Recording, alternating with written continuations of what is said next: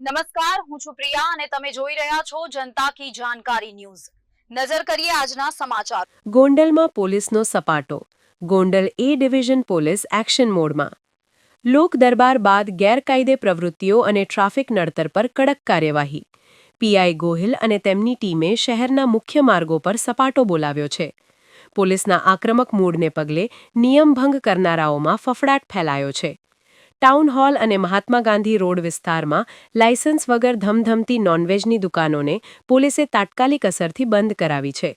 માંડવી ચોક અને સેન્ટર ચોકડી જેવા ભરચક વિસ્તારોમાં રોડ પર નડતરરૂપ રેકડીઓ અને વેપારીઓના બોર્ડ દૂર કરવામાં આવ્યા।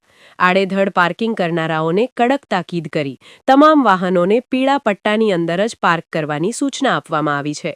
લોક દરબારમાં મળેલી રજૂઆતો બાદ પોલીસ હવે જનતાની સુવિધા માટે મેદાને પડી છે। આશીષ પાટડિયા, ગોંડલ।